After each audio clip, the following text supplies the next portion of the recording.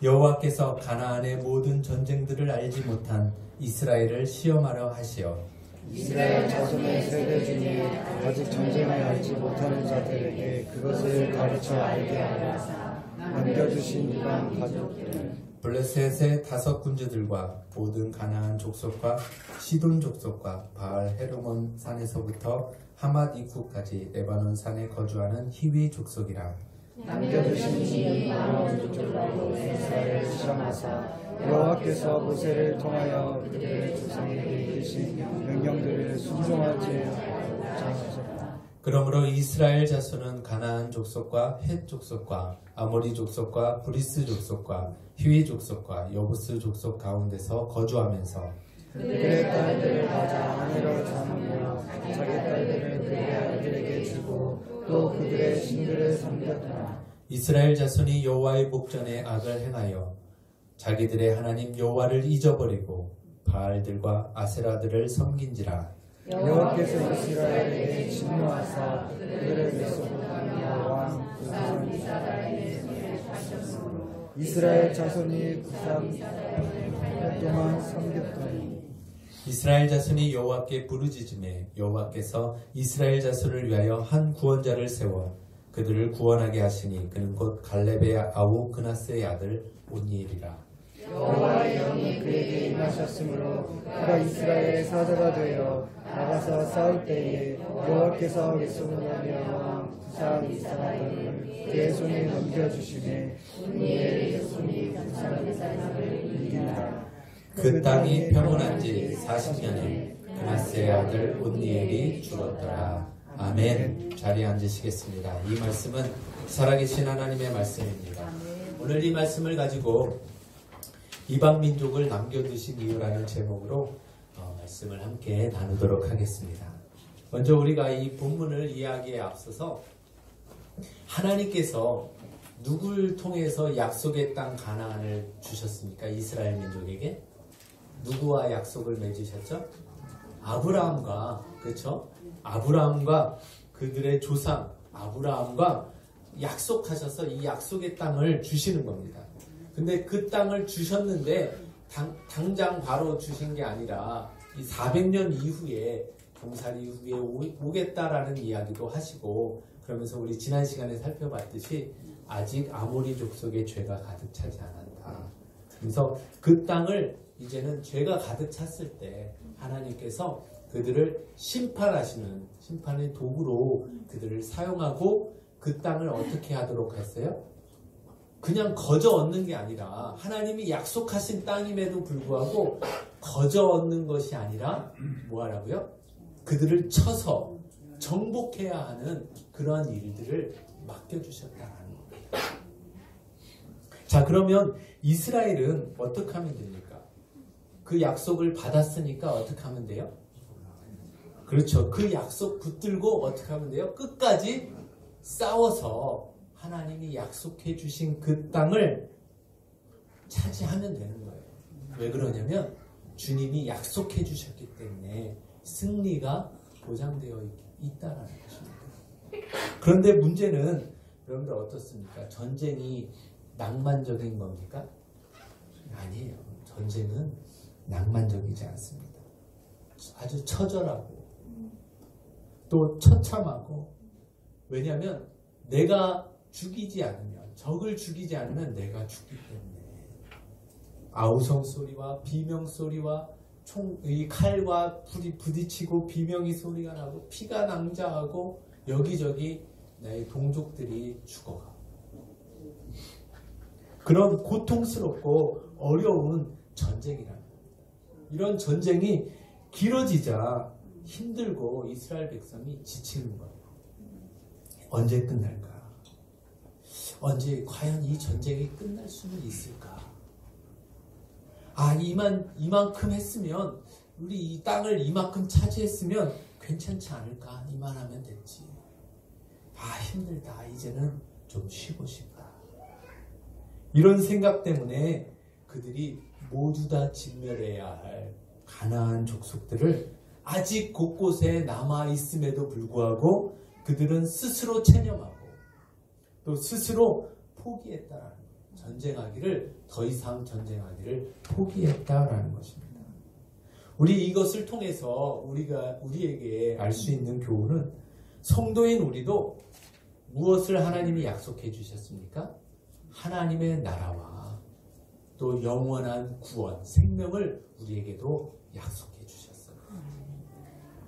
그 약속이 보증된 사람들입니다. 그러나 우리도 그 하나님의 나라에 들어가는 그날까지, 구원의 완성이라고 말하는 그 주님의 그 나라에 임하는 그때까지 우리도 이 세상에서 살아갈 때에 계속해서 무엇이 있다라는 거예요? 영적인 전쟁 가운데 놓여 있다라는 거예요. 이 싸움은 언제 끝나는 거예요? 주님 다시 오실 때. 또 내가 주님이 나를 부르셔서 그 예비하신 곳으로 나를 인도해 가실 때 끝난다라는 겁니다. 자, 그때까지, 주님 다시 오실 그때까지 우리도 역시 뭐 해야 된다는 거예요? 이 선한 싸움과 영적인 싸움을 싸워 나가야 되는 줄 믿으시기 바랍니다. 이 싸움은요, 한번 크게 내가 이겼다고 해서 이 싸움이 끝나는 게 아니에요. 그렇죠. 또 싸우고 언제까지? 끝날 때까지 그 땅을 차지할 때까지 가야 하는 것입니다. 지치고 때로는 힘들고 또 우리 가운데 상처를 입다 할지라도 우리는요, 상처를 입는다 할지라도 그 개선 행렬 가운데 서게 되는 거예요. 그런데 문제는요, 내가 당당하게 서서 그 개선 행렬에 참여할 것인가?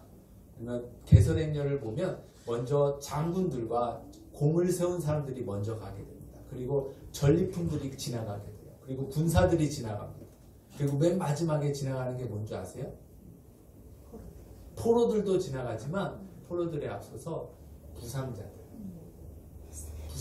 전우들을 달구지 같은 데다가 다 끌고 가는 거예요. 같이 참여는 하지만 왜 우리가 훈련되어져야 되고 영적으로 무장되어져야 합니까? 그 이유가 개선행렬에는 참여하지만 부상자로 내가 참여할 것인가, 아니면 승리한 장군으로 참여할 것인가, 그 차이가 있다는 겁니다. 우리가 우리는 승리가 보장되어 있음을 믿으시기 바랍니다. 그렇기 때문에 우리는 당당하게 이 세상에서 이 선한 싸움과 이 영적인 싸움을 두려워할 필요 없이 끝까지 싸워서 승리해 나가시는 저와 여러분들 되시길 주님의 이름으로 부탁드립니다. 오늘 본문에는 성경 말씀 사사기를 통해서 이스라엘 백성의 문제를 지적해 주고 있습니다. 그 이스라엘 백성의 문제는 뭐냐면, 하나님이 그 이스라엘 백성에게 그 10가지의 재앙과 그다음에 홍해를 가르치고 또 요단강을 가르치고 또 여리고성을 무너뜨리고 이런 하나님의 행하신 일들을 알지 못하는 자녀들이 생겨났다는 거예요. 다음 세대가 생겨났다는 겁니다. 물론 그들이 전쟁을 치열하게 하느냐고, 또 오랜 전쟁과 정복 전쟁을 하느냐고 그것을 잊었을 수도 있습니다. 전쟁도 중요하지만 우리 앞에 맡겨졌던 사명이라고 생각하는 이 전쟁도 중요하지만, 또 다른 이스라엘 부모로서 하나님께서 그들에게 주신 사명이 뭡니까? 너희들은 자녀들을 부지런히 가르치라라고 말씀하신 하나님이 행하셨던 일들, 그 하나님의 말씀과 하나님의 율법을 그들에게 전수했어야 되는데 전쟁하는 사명에 너무 그것에 몰두하느냐고 이것을 소홀히 했다. 신앙의 전수가, 이 믿음이 그들 가운데 이루어지지 않았다. 그런데 하나님께서는 이 신앙의 전수를 여러분들 가정을 통해서, 부모인 나를 통해서, 부모 세대인 우리를 통해서 이 교회에서 이루어지도록 하나님 우리에게 허락해 주셨음을 믿으시기 바랍니다. 그렇기 때문에 우리 뉴성교회가 추구하는 예배는 우리 할머니, 할아버지, 부모와 자녀가, 할머니와 손주가 같이 한자리에 앉아서 내 부모님의 신앙의 모습을 보여주고 기도의 모습과 또 믿음의 모습들을 보여주는 그런 함께 드리는 예배, 신앙이 전수가 되는 그런 유속교회가 되어져야 함을 믿으시기 바랍니다. 그래서 이 신앙과 믿음은요, 가정과 교회에서 부모 세대로부터 어느 세대로요? 우리 자녀 세대로 전수가 돼야 돼요. 이 신앙의 계승에 실패한 이스라엘에 대해서 하나님은 그냥 포기하신 것이 아니라 은혜로우신 하나님은 그들을 향해서 하나님의 계획과 또 하나님의 계획을 위해서 그들에게 처방을 내려주십니다. 하나님은 하나님의 자녀와 백성을 포기하시는 것이 아니라 그들을 향해서 오늘 2절 말씀에 보면 이런 일들을 행하셨습니다. 전쟁을 알지 못하는 자들을 향해서 하나님이 하신 일을 다 같이 한번 2절 말씀을 통해서 읽어보도록 하겠습니다. 다 같이 읽겠습니다. 시작. 이스라엘 자손의 세대 중에 아직 전쟁을 알지 못하는 자들에게 그것을 가르쳐 알게 하려 하사 남겨두신 이방 민족들은, 아멘. 이방 민족들을 남겨두신 이유를 뭐라고 설명하고 계시냐면, 아직 이스라엘 자손 중에 하나님이 함께 하셔서 전쟁을 알지 못한 그 자들에게 그것을 뭐 하시려고요? 가르쳐 주시려고 이방 민족들을 남겨두셨다라고 성경은 기록하고 있습니다. 이 전쟁을 통해서 하나님이 역사하시고 하나님이 함께 하시는 것을 뭐하게 하도록요? 경험하도록 하게 하기 위해서, 알게 하시려고 그들을 남겨두셨다라는 겁니다. 자, 이방 민족을 남겨두신 첫 번째 이유는 그 전쟁을 통해서 하나님을 알게 하시려고 남겨두셨다. 두 번째 이유가 4절 말씀에 나오고 있습니다. 4절을 다 같이 읽겠습니다. 남겨두신 이방 민족들로 이스라엘을 시험하사 여호와께서 모세를 통하여 그들의 조상들에게 이르신 명령들을 순종하는지 알고자 하셨더라. 아멘. 두 번째 목적은 무엇입니까? 이방 민족들로 이스라엘을 뭐 하신다고요? 시험하시겠다. 그 시험의 내용이 뭡니까? 하나님께서 주신 율법과 말씀들을 얼마나 순종하는지 그것을 알고자 시험하시겠다라고 말씀하고 계시는 겁니다. 자, 우리가 마찬가지 이 말씀을 통해서 우리가 시험이 올 때 우리는 대부분 시험이 왜 왔는가, 또 무엇이 문제였는가, 이 원인을 찾는 데 몰두하는 경향들이 있습니다. 물론 그것이 나쁜 것은 아닙니다. 우리가 시험이 왜 왔는지, 또 무엇이 잘못되었는지, 문제 있는지 그것을 밝히 아는 것은 중요합니다. 그런데 더 중요한 것은 시험의 목적이 무엇인가를 아는 것이 더 중요하다. 우리가 공부하고 시험 공부할 때 뭘 선생님들이 얘기하면 출제자의 의도를 우리가 분명하게 알아야 그 문제를 정확하게 풀 수 있다, 이렇게 가르쳐 줍니다. 그러니까 출제자의 의도, 우리에게 시험을 주시는 분이 누구라는 거예요? 이 시험을 하시는 분이 누구라는 거예요? 하나님이시라는 거예요. 이 시험은 우리를 유혹하고 넘어뜨리려는 시험이 아니라 우리를 테스트하시는 시험인데, 그 시험의 의도가 무엇이냐? 마찬가지로 우리도 하나님께서 우리에게 시험을 주시는 그 의도와 목적을 아는 것이 중요하다라는 겁니다. 그것을 4절 말씀에 뭐라고 말씀하셨습니까? 뭐라고요? 그 목적이 하나님이 해주신 명령, 그 말씀을 순종하는지 알고자 하셨다라는 겁니다. 하나님의 시험의 의도의 목적은 바로 우리가 하나님의 말씀에 순종하는가를 확인하시려고 우리에게 시험을 주신다라는 겁니다. 그러면 이 시험의 의도를, 출제자의 의도를 알았어요. 그러면 이 시험의 답은 무엇이 되어야 합니까? 네, 순종하면 된다. 이 시험에 통과하기 위해서, 이 시험에 합격하기 위해서는 우리는 뭐 하면 된다라는 거예요? 그 말씀에, 하나님의 말씀에 순종하면 된다라는 거예요. 어렵지 않죠? 네, 어렵지 않아요. 자, 그러면 우리에게 시험이 올 때 우리는 무엇을 해야 되냐면 하나님의 말씀이 무엇인가를 들어야 돼요. 또 하나님의 말씀이 나에게 무엇을 요구하고 계신지 그것을 깨달아야 되는 거예요. 그래서 우리가 유성교회에서 지금 훈련하고 있는 것이 뭡니까? 하나님의 말씀을 묵상하는 것. 하나님의 말씀이 나에게 오늘 뭐라고 말씀하시는지를 우리가 묵상을 통해서 아는 것. 그것이 중요하더라고요. 여러분들의 문제에 여러분들에게 시험이 왔을 때 목사인 제가 여러분들을 다 쫓아다니면서 하나님의 뜻이 이겁니다. 무엇입니다. 다 얘기해 줄 수 없다는 거예요. 여러분들이 주의 말씀을 늘 묵상하면서 이 말씀과 함께하고 있을 때 내가 무엇이 잘못되었나.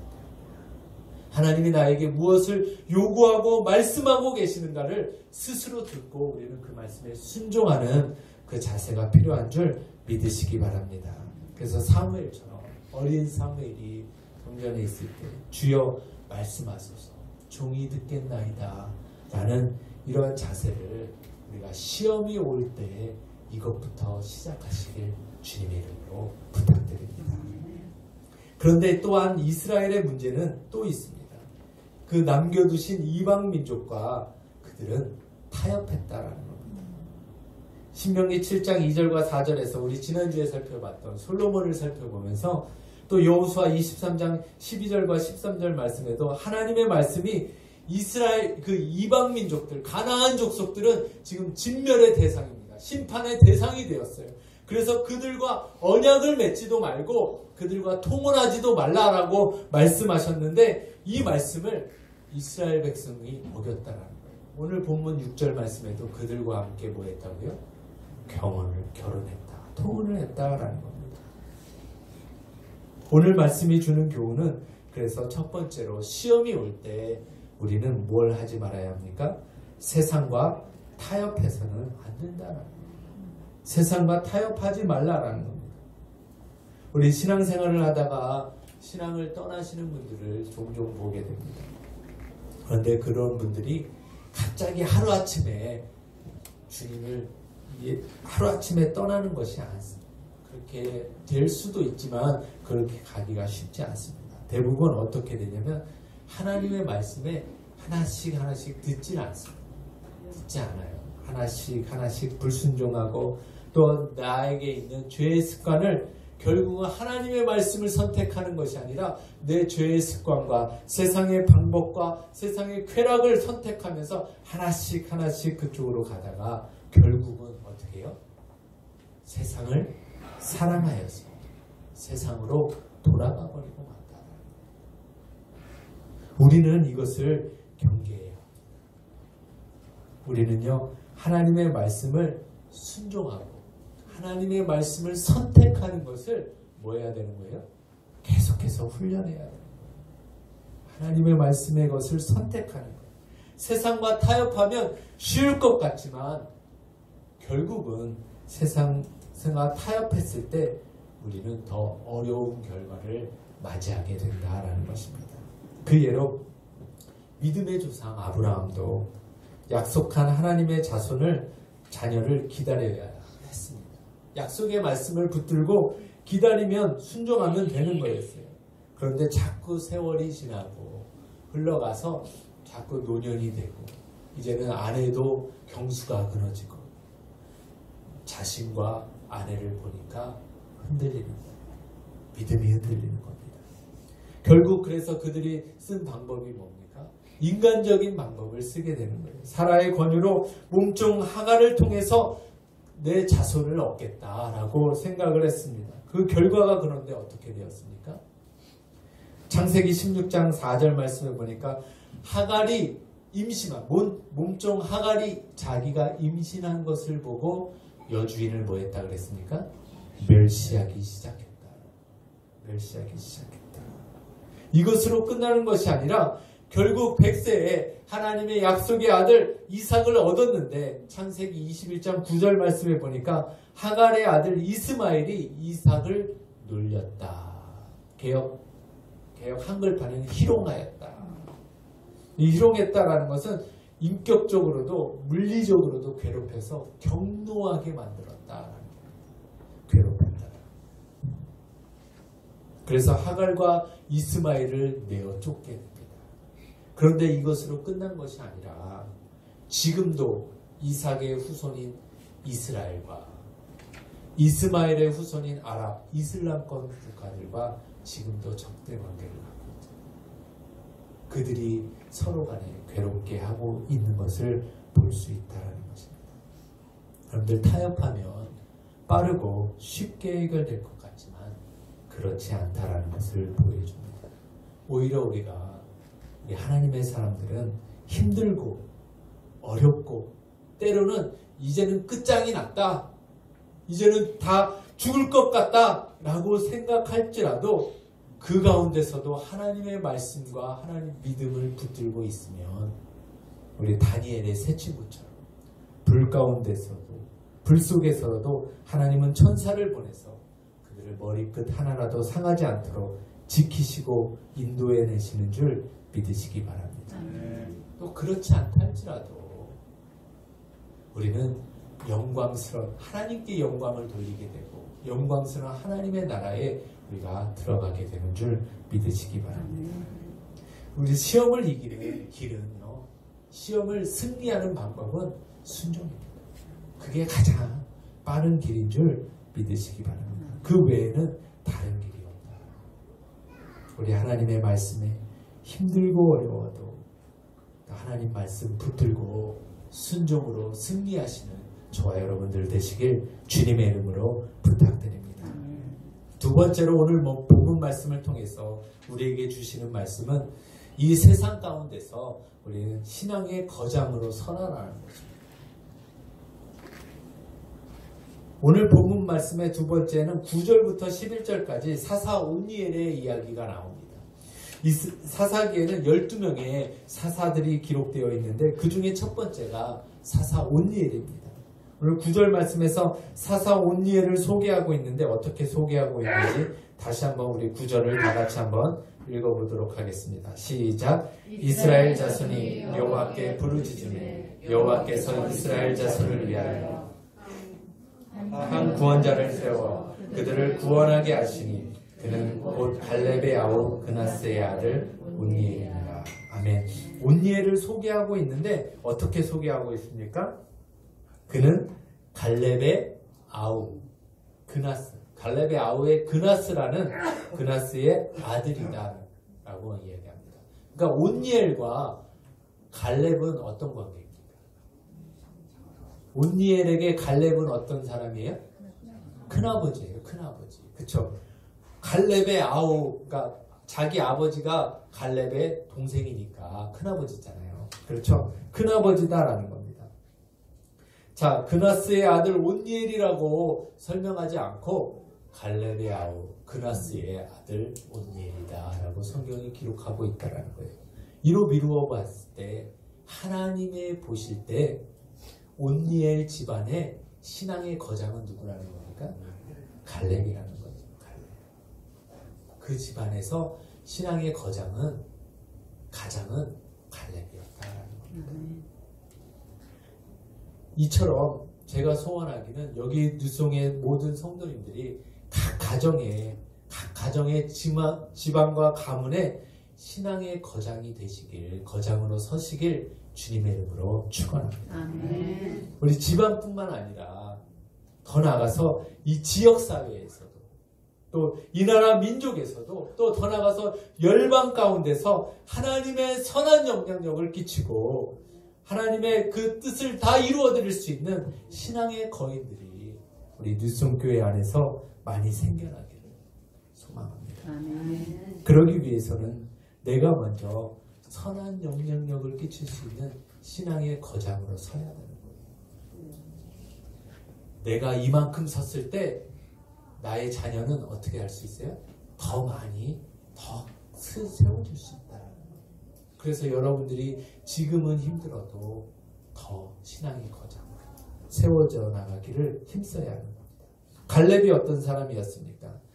모세가 이제 가데스 바네아에서 12명의 가나안 땅을 정탐할 정탐꾼을 보낼 때 그 중에 한 사람이 갈렙이었습니다.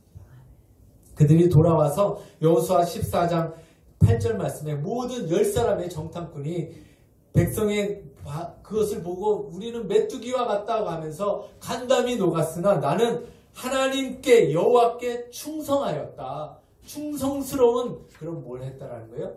믿음을 가지고 보고를 했다는 거예요. 그래서 그날의 9절 말씀에 보면 그날에 모세가 명하여 내가 내 하나님 여호와께 충성하였은즉 내 발로 밟는 땅은 영원히 너와 내 자손의 기업이 되리라 하였나이다.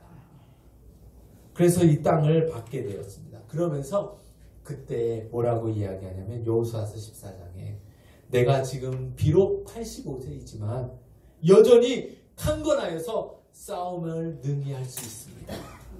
그러니 12절 말씀에 그날에 여호와께서 말씀하신 이 산지를 내게 지금 주소서. 내가 그날에 당신도 들었거니와 그곳에선 아낙 사람이 아무리 장대하게 있다 할지라도 그 성읍들이 크고 견고할지라도 여호와께서 나와 함께 하시면 내가 여호와께서 말씀하신 대로 그들을 쫓아내리라. 이렇게 믿음의 선포를 하고 나가서 싸운 결과 그가 어디를 얻었습니까? 난공불락의 도시였던 헤브론, 아낙 자손들이 있었던 그 헤브론 도시를 얻어서 그 헤브론 도시가 결국은요 초대 이스라엘 유다지파 다윗이 왕이 되었을 때 수도가 됩니다. 거기에 다윗이 수도로 삼는 그곳을 점령한 사람이 누구냐면 갈렙입니다. 그는 절대적인 인도자 모세 이후에도 여호수아와 함께 그들은 2인자였잖아요.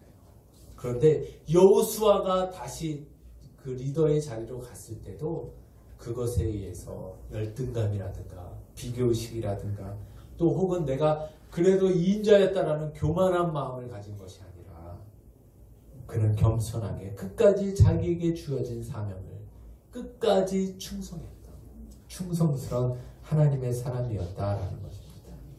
하나님의 말씀 붙들고 끝까지 충성했던 자가 갈렙입니다. 여러분들 우리가 아무리 시대가 어렵고 악하다 할지라도 힘들다 할지라도 우리 그리스도인은 이 세상에서 끝까지 하나님의 말씀을 붙들고 서 있는 자가 되어야 함을 믿으시기 바랍니다. 그럴 때 우리가 비로소 빛과 소금의 역할을 감당하는 거예요. 빛과 소금의 역할로 서 있을 때 바로 우리는 이 땅을, 이 세상을 우리가 또 변화시키고 또 하나님의 뜻을 이루어 드릴 수 있는 자가 되는 것입니다. 소돔과 고모라가 멸망했을 때 의인 몇 명이 없었습니까? 의인 10명이 없어서 멸망했잖아요. 이 시대가 아무리 약해도 우리 여기 계신 우리 그리스도인들이 하나님의 사람들이 의인으로서 신앙의 거장으로서 우리가 서 있어야 되는 줄 믿으시기 바랍니다. 자, 그 다음에 세 번째로 온니엘은 하나님께 쓰임받았는데 사사로 쓰임받았는데 그 쓰임받은 원인이 뭐냐면 하나님께 붙들린 자가 되었다라는 겁니다. 하나님께 붙들린 자였기 때문에 그는 쓰임받을 수 있었다는 겁니다. 사사기 1장 13절 말씀에도 보면 갈렙의 아우 그나스의 아들인 온니엘이 그것을 점령하였으므로 갈렙이 그의 딸 악사를 그에게 주었다라는 겁니다. 여기 무슨 얘기냐면 갈렙이 기럇 세벨이라는 성읍을 쳐서 점령하는 자에게 자신의 딸 악사를 주겠다라고 얘기했습니다. 그때 자신 있게 나가서 그 성읍을 취한 사람이 누구냐면 온니엘이었다. 온니엘은 그만큼 용맹스럽고 용감한 그런 사람이었습니다. 그럼에도 불구하고 하나님이 온니엘을 사용하셨다, 사사로 그를 쓰셨다라고 생각할 때, 이야기할 때 그가 용맹스러운 자였기 때문에 내가 사사로 세웠다라고 얘기하지 않으셨다. 뭐라고 오늘 본문 10절 말씀에 기록하고 계십니까? 10절 말씀을 다 같이 한번 읽어보겠습니다. 시작. 여호와의 영이 그에게 임하셨으므로 그가 이스라엘의 사사가 되어 나가서 싸울 때 여호와께서 메소포타미아와 구산 리사다임을 그의 손에 넘겨주시매 온니엘의 손이 구산 리사다임을 이깁니다. 아멘. 여기 말씀에 뭐라고 사사로 그가 쓰임받을 수 있었던 원인을 뭐라고 기록하고 있습니까? 여호와의 영이 그에게 임하셨습니다. 하나님의 영, 여호와의 영, 성령께서 성령의 능력으로 그를 붙드시고 임하셨기 때문에 그가 이 귀하게 이 사사로서 부산 리사다임을 이길 수 있는 능력의 사람이 되었다라는 겁니다. 마찬가지로 하나님이 함께 하시는 사람, 하나님이 함께 하심으로 우리는 승리할 수 있게 되는 줄 믿으시기 바랍니다. 하나님이 함께 하시는 자는요, 우리가 하나님 편에 선다. 하나님 편에 선다라는 겁니다. 그래서 여러분들도 우리가 하나님 편에 서는 것이 무엇인지를 날마다 분별하시고 그 편에 그것을 선택하시고 그 안에 서시길 주님의 이름으로 부탁드립니다. 여호와의 영 성령님이 임하실 때 오늘 말씀해 보면 우리가 오해하지 말아야 할 것은 성령님과 우리가 함께하고 있는데 성령 충만한 하나님의 사람을 말할 때 어떤 방언이나 환상이나 예언이나 이런 것들로만 우리가 어떤 현상으로 우리가 이해하기 쉽습니다. 그러나 성령님께 사로잡힌 자, 성령님에 의해서 붙들린 자는 무슨 얘기예요? 성령 충만한 사람은 에베소서 5장 18절 말씀에처럼 설명한 것처럼 마치 술에 의해서 움직이는 것과 같이 성령님에 의해서 우리가 그 성령님의 인도하심을 따라서 우리가 인도함을 받는 움직이는 사람이 바로 성령 충만한 자다라는 것입니다.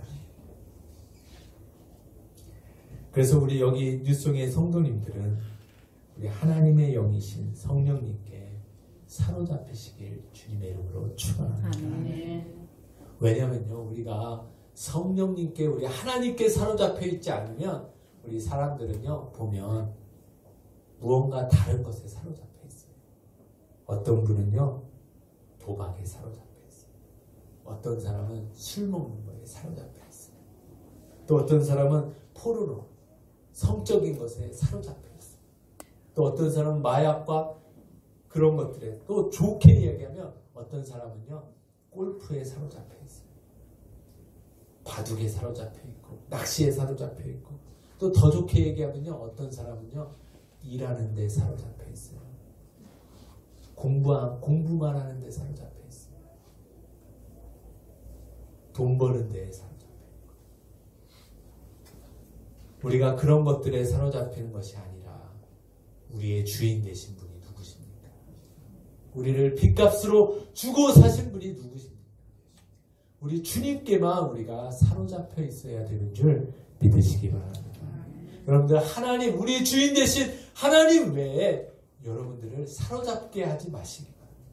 어떤 다른 것들이 나를 사로잡지 못하도록 여러분들을 주관하시기 바랍니다. 때로는 걱정과 근심이 온다 할지라도, 불안한 마음이 온다 할지라도 우리 자신을요 그때 그것을 누구께 드려야 돼요? 나의 주인 되신 주님께 내어드리시길 주님의 이름으로 부탁드립니다. 그래서 우리가 주님의 주인 되심을 늘 날마다 여러분들의 삶에서 선포하셔야 돼요.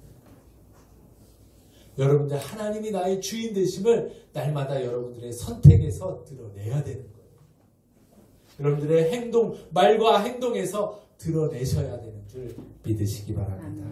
그래서 하나님이 나를 주관하시고 하나님이 나를 붙드시고 사사 온니엘과 같이 이 시대의 영적인 거장으로, 신앙의 거장으로 나를 붙드시고 사용하시는 저와 여러분들 되시길 주님의 이름으로 부탁드립니다. 말씀을 정리하겠습니다. 이방 민족을 남겨두신 이유는 우리가 먼저 정복해야 할, 하나님이 약속하신 땅이라 할지라도 정복해야 합니다. 힘들고 어려워도 영적인 싸움을 우리가 끝까지 해서 승리까지 나가야 되는 줄 믿으시기 바랍니다. 이스라엘 민족의 문제는 하나님을 알지 못하는 세대가 생겨났다라는 겁니다. 우리의 신앙과 믿음을 우리 가정과 교회에서 우리가 전수해야 합니다. 또 신앙과 믿음을 갈렙과 같은 또 영적인 거장으로 우리 집안의 거인으로 세워지시는 저와 여러분들 되시기 바랍니다. 하나님은 또 우리가 순종을 위해서 시험을 하신다라는 겁니다. 하나님의 말씀에 시험이 올 때 우리는 어떻게 해야 합니까? 순종으로 그 시험을 통과하시는 저와 여러분들 되시길 주님의 이름으로 부탁드립니다. 온니엘처럼 성령 충만한 사람이 되어서 하나님께 붙들림 받으여 우리 자신을 하나님께서 마음껏 우리 삶을 통해서 마음껏 나를 사용하시도록 우리 자신을 주님께 내어드리시고 저희 여러분들 되시길 주님의 이름으로 축원합니다. 기도하겠습니다.